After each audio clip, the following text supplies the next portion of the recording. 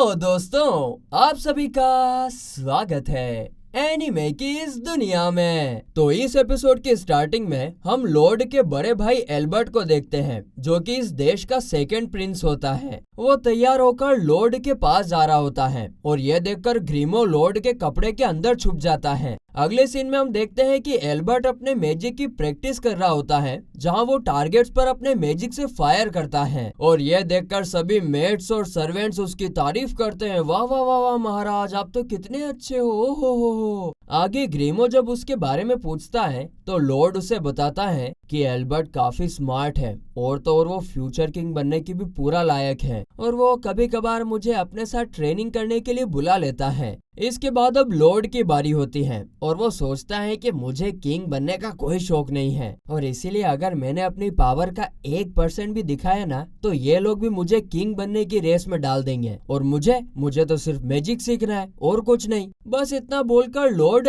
इस तरीके से मैजिक फायर करने का सोचता है जिससे कि वो टारगेट को सिर्फ टच करे पर कुछ बड़ा धमाका ना हो, जिस पर ग्रीमो कहता है कि अरे ये तो और भी ज्यादा मुश्किल होने वाला है। आगे फिर जब लॉर्ड फायर करता है तो उसके प्लान के मुताबिक उसका मैजिक सिर्फ टारगेट को टच करता है और यह देखकर एक आदमी बोलता है कि भले ही प्रिंस लॉर्ड के अंदर मैजिक के लिए टैलेंट है, लेकिन वो सिर्फ उसे टच करने के अलावा और कुछ नहीं कर सकते। जो सुनकर ग्रीमो सोचता है कि असली बेवकूफ तो तुम लोग हो, जो खुद के सामने क्या हो रहा है वो देख ही नहीं पा रहे हो। इसके बाद प्रिंस एल्बर्ट वहाँ से चला जाता है तो लॉर्ड उछलते हुए कहता है, ये अब तो ये पूरा ट्रेनिंग एरिया मेरा है, इसलिए अब तो मैं यहाँ पर जो चाहे वो ट्राई कर सकता हूँ। ये सुनकर ग्रीमो जब उससे पूछता है कि तुम क्या ट्राई करना चाहते हो, जिस पर लॉर्ड बताता है कि मैं तुम्हारा डबल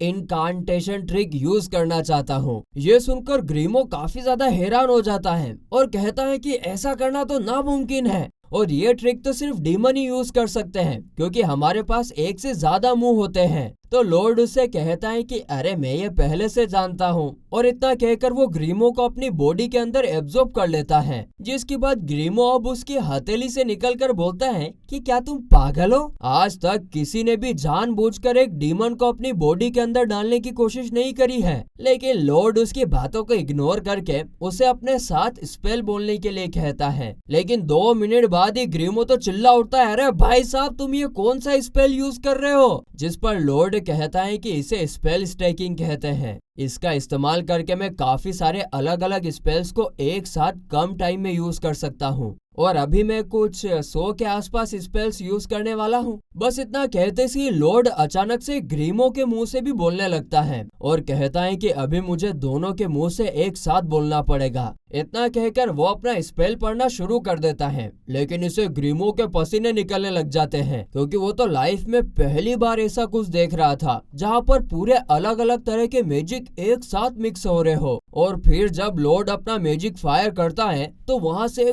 काफी तेज रोशनी निकलती है और ये सीन यहीं पर कट हो जाता है।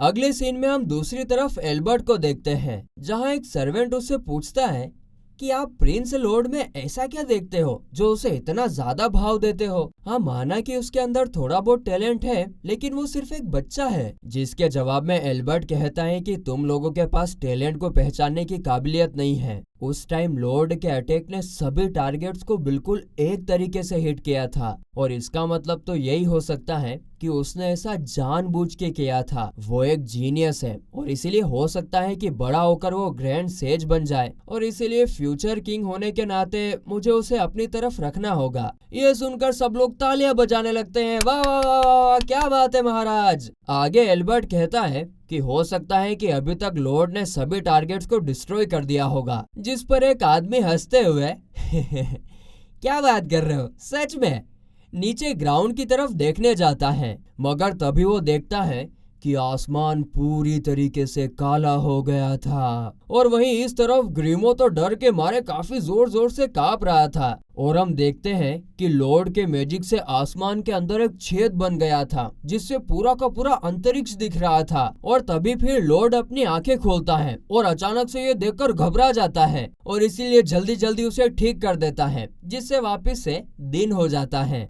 इसके बाद अगले दिन आसमान में छेद होने वाली खबर न्यूज़पेपर में भी आ गई थी, जिसे ग्रीमो पढ़ रहा होता है। और तभी लॉर्ड की नजर न्यूज़पेपर के पिछले वाले पेज पर जाती है, जहां पर वो एडवेंचर्स के डंजन में जाकर मैजिक आइटम्स लाने के बारे में पढ़ता है। और ये पढ़ते ही उसकी आंखें तो एक्साइटमेंट के मारे चमकने लगती हैं। अब तो जाल में फंसना पड़ेगा, मतलब कि अब तो यहाँ पर जाना पड़ेगा, और इसीलिए वो डंजन के लिए निकल जाता है। पर तभी ग्रीमो उसे पीछे से पकड़कर रोकता है। ओ भाई साहब, कहाँ चल दिए, कहाँ चल दिए? अगर तुम यहाँ से लापता हुए ना तो सब लोग घबरा जाएंगे और तुम्हें ढूंढने निकल पड़ेंगे। जिस पर लॉर्ड कहता है कि हाँ यार, ये बात तो तुमने सही कही। और फिर वो एक मैजिक करके बिल्कुल अपने जैसा क्लोन बना देता है, जो कि उसी की तरह मूवमेंट्स भी कर पा रहा था। लेकिन फिर लॉर्ड एकदम गहरी सोच में डूब जाता है और कहता है कि ये इतना भी आसान नहीं है, क्योंकि मेरी वो टीचर सिल्फा वो काफी शातिर है। पिछले दिन की बात है जब वो मुझसे बोल रही थी कि मैं 0.07 मिलीमीटर लंबा हो गया हूँ। भारी बाज की नजर है उसकी दादा, इसलिए मैं उसे सिर्फ इसी तरीके से बेवकूफ नहीं बना सकता हूँ।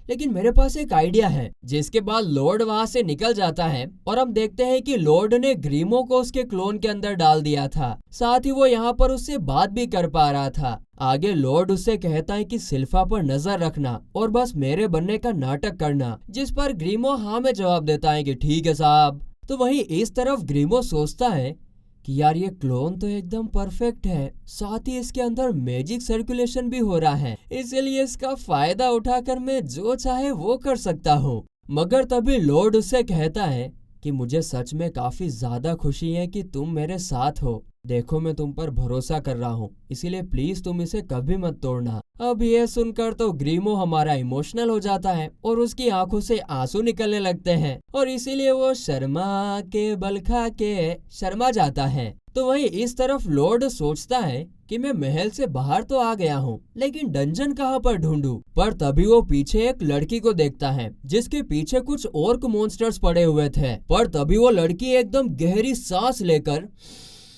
अचानक से पीछे मुड़ जाती है और एक ऑर्क को एकदम बीच में से फाड़कर उसके अंदर से निकलते हुए बाकी ऑर्क्स को किक और पंच करते हुए दूसरे अटैक में तो उनके टुकड़े टुकड़े कर देती है। और ये देखकर लॉर्ड कहता है कि इसकी ब्रीदिंग टेक्निक तो काफी कमाल की है यार। बाहर के देशों में लोग अपनी बॉडी में क्वी नाम की एनर्जी का इस्तेमाल करते हैं, जो कि उनके ब्रीदिंग टेक्निक से आता है। आगे हम देखते हैं कि वो लड़की लॉर्ड के प्रेजेंस को नोटिस कर लेती है और उससे पूछती है कि तुम कौन हो और यहाँ पर क्या कर रहे हो। जो सुनकर लॉर्ड उसके सामने जाने वाला था, मगर ग्रीमो उसे रोकते हुए कहता है कि अभी अगर तुम उसके सामने चले जाओगे तो उसे पता चल जाएगा कि तुम सालोम देश के 7th प्रिंस लॉर्ड हो। तो वहीं इस तरफ जैसा कि लड़कियों को कभी शांति नहीं होती है, वो लड़की कहती है कि तुम कोई जवाब क्यों नहीं दे रहे हैं? नहीं, तुम कोई जवाब क्यों नहीं दे रहे? इसका मतलब तो तुम जरूर एक दुश्मन हो। और इतना कहकर वो वहाँ से जंप करके लॉर्ड के पास पहुँच जाती है। मगर तभी लॉर्ड एक जवान लड़का बनकर उसके सामने आता है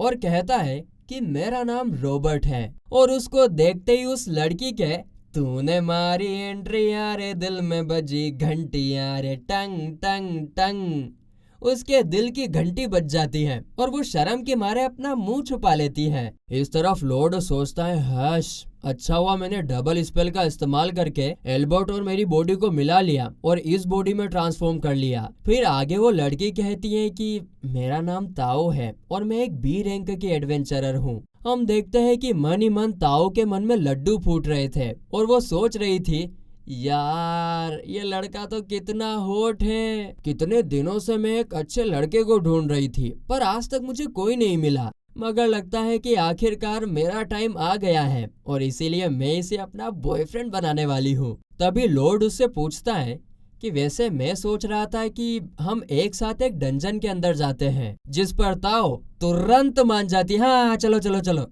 आगे डंजन के अंदर ताओ अपने मार्शल आर्ट्स का शो करते हुए मॉन्स्टर को धूल चका रही थी। वहीं इधर लॉर्ड वो तो अपने मैजिक स्टोन कलेक्ट करने में ही मगन था। आगे वो दोनों और अंदर जाते हैं, जहां लॉर्ड उससे पूछता है कि तुम मॉन्स्टर से फाइट करने के लिए क्वी का इस्तेमाल करती हो, है ना? मैंने सुना है कि ये एक तरह से मैजिक की तरह ही है और साथ ही इसके लिए ब्रीदिंग टेक्निक काफी जरूरी है, जिस पर ताओ कहती हैं कि तुमने बिल्कुल सही कहा।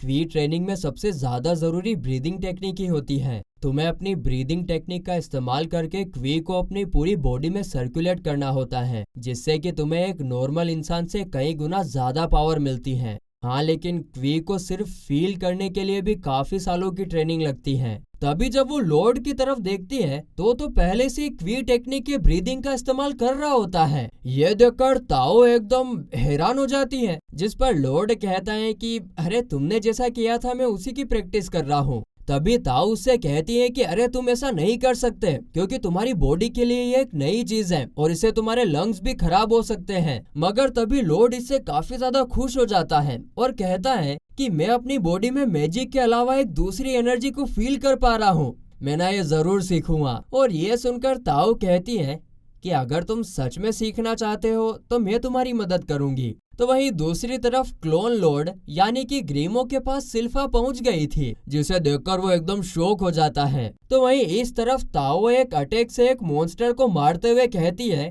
कि इसे क्वी ब्लास्ट कहते हैं और मैंने अभी डंजन के बॉस को मार दिया है, इसीलिए अब हम ट्रेजर चेस्ट को खोल सकते हैं। इसके बाद जैसे ही तोआ उस ट्रेजर चेस्ट को खोलने जाती है तो अचानक से उसके ऊपर एक अटैक हो जाता है। लेकिन अगर लॉर्ड है तो किस बात का बोर्ड है, वो उसे बचा लेता है। बोर्ड क्या होता है मुझे भी नहीं पता, बस ऐसे ही जम रहा था जब बोल दिया। इसके बाद उस चेस्ट के अंदर से एक लीच बाहर निकलता है और इसी के साथ ये एपिसोड यहीं पर खत्म होता है।